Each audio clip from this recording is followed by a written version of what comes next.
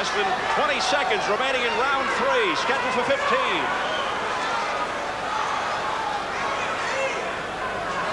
Now he switched orthodox back to southpaw. And a good right left to the body by Nunn and an uppercut by Tate. A short, crisp right uppercut by Frank Tate that landed. And a left at the bell. And Nunn smiles as he heads back to the corner. Earlier tonight, former WBA heavyweight champ Michael Dokes stopped Manuel Clay de Almeida of Brazil at MSG's Felt Forum. A TKO at the end of the 4th round. So the former WBA heavyweight champ Michael Dokes with a victory in his comeback bid. Right here, Michael Nunn is trying to take the title away from Frank Tate. You know, it's amazing that Frank Tate doesn't try to slide over to his left. He's allowing Michael Nunn to dictate the movement in the entire fight. Even if he took a walk over now, just walk over there.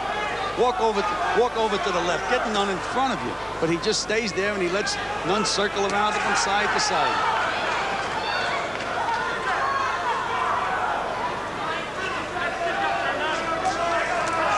You know, they did fight 3 times in the amateurs, and from what I understand, Tate won 2 of them by 3-2 decisions, and Nunn won the other one 5-0. And the last one was the one that Nunn won 5-0.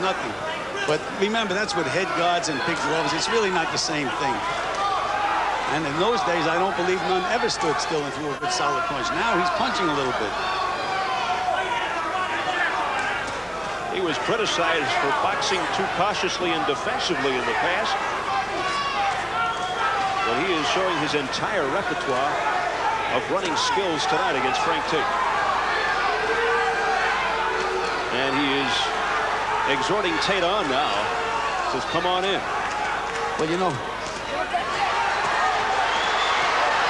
there's holding and hitting. There's going to be a point. There's a point by Mills Lane. Took a point away from. That's the 3rd time he has had to warn Nunn, and this time he did delete a point. Well, I think what's going to happen now, he's going to make Michael Nunn mad. He'll take it out on Frank Tate. Well, now Tate is a little charged up. A little charged up. A little more head movement. I'm surprised, though, that Michael Nunn is not using that left hand a little more when he sets Tate up. He's had him set up. There's a good straight left hand. Had him set up 100 times. And a combination by Michael Nunn, crisply thrown. And he's talking to Frank Tate now. Less than 30 seconds, round 7, scheduled for 15. Nunn came in wide open that time. Oh, a right by Tate to the stomach of Nunn. Nunn says, forget about it. But I think it got him a little bit. All right, here we go. Tells Mills Lane, I'm all right. Comes right back to Tate's body. And he got him on the side of the head. Oh, a big left by Nunn at the bell. Oh, what a thunderous shot by Nunn.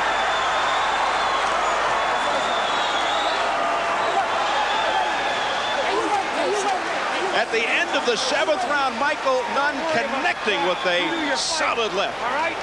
He was tired. You let him off the hook. Don't let him off the hook. He wants to quit. There's a straight left hand and a good right hook by Michael Nunn.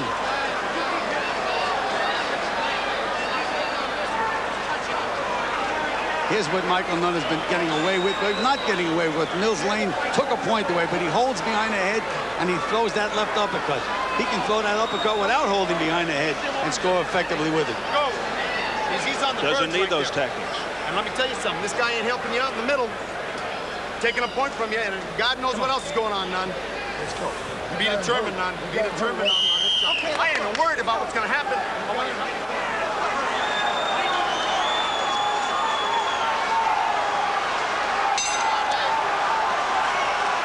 Round 8 scheduled for 15. What do you think of what Joe Goosen just told Michael Nunn? Well, you know, they were a little uptight. It's the first time they've had a guy fighting for a world championship, and sometimes you see ghosts. They're worried that there's plots and the judges are going to vote against him. But if Michael Nunn keeps fighting the way he's fighting now, 3 blind men would give him the decision. That was a slip by Michael Nunn. Look out now. Tate comes right back, and Nunn... He's going to get Nunn mad again. He's got Nunn upset. Here goes Michael Nunn. Furious.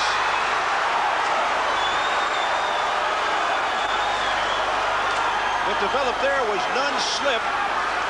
Mills Lane never came into the picture, but Tate just kept wailing away, and Nunn was really ticked off, and he took it out on Tate's body.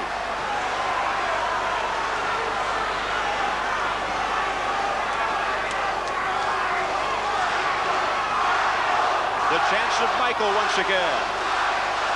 He's got the crowd behind him as well. Showboating a little too much now. He should stick to business. World Championship fight.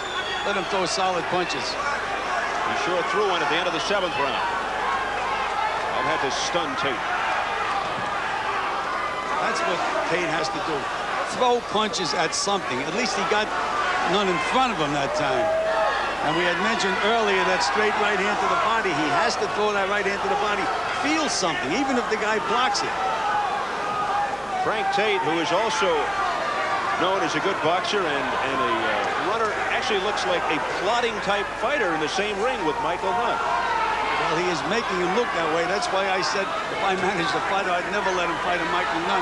But, you know, we had mentioned earlier that one punch can change a fight, and Nunn is getting a little too relaxed and a little too careless as far as I'm concerned. If I was in the corner, I'd be giving him hell. Now I can see why Nunn has been studiously avoided by many a middleweight. A lot of folks afraid of that style of his, and you can see why here tonight. You know, Tate unloaded a right hand that time that missed, but Nunn was coming into the punch. First time that Tate really had a good shot at him. It's like getting a fastball right down the middle.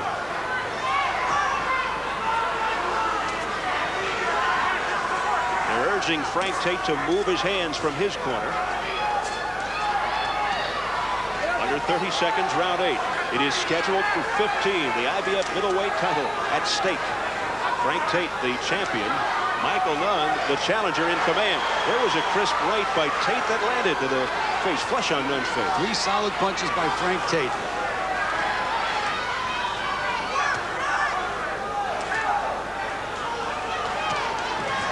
Combination by Tate, but no effect. Oh, Tate goes down.